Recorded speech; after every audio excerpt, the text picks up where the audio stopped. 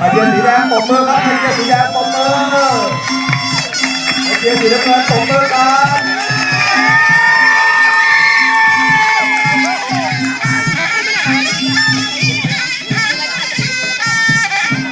ท่าไหว้ครูท่านี้นะครับไม่เคยสร้างที่ไหนมาก่อนนะมาทำที่นี่ที่เดียวนะไม่เคยเห็นที่ไหนมาก่อน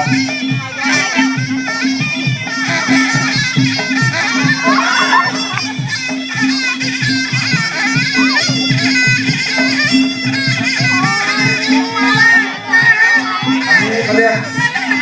ย่างเขาเรียกจักนะฮะแต่ที่นี่เรียกย่างสิบขุมล่อสิบขุมมาแล้วครับต่างไฟมาแล้วครับดูมีจริงนะครับมีจริง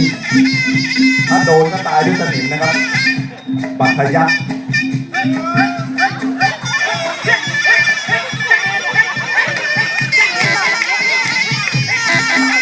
นี่ก็เรียกว่าหลบต่ำ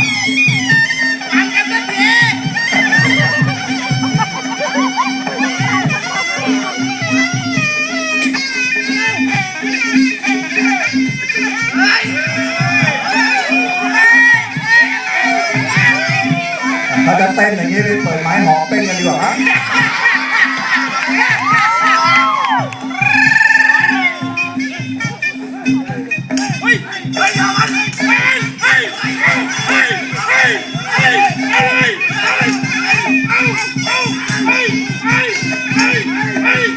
แข่งฟัน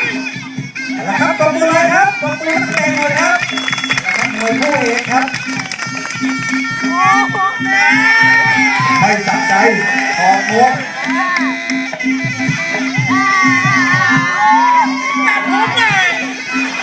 ขอจะโชว์ผมตัด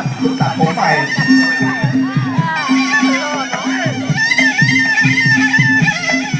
ถ้าไปตัดผมไม่โดนฝ่ายปกครองตัดนะเฮ้ยหัวเฮ้ย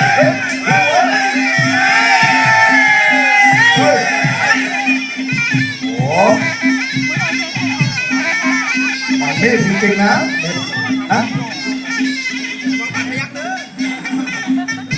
ลุนแล้วลุนตูนแล้ว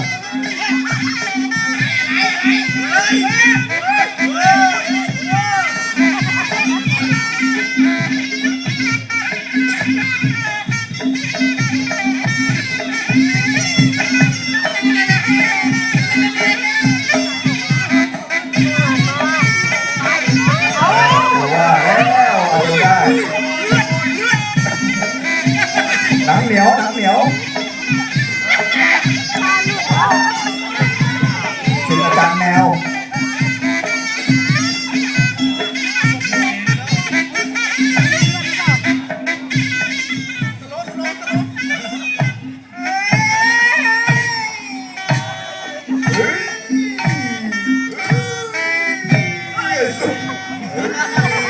หวาดเสียวโอ้ยเฮ้ยสีน้ำเงินอย่าแพ้ดิเราต้องกินเขา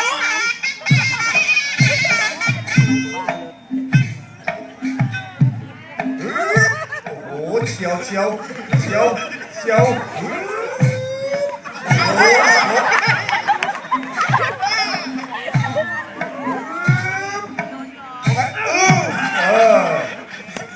เต็ม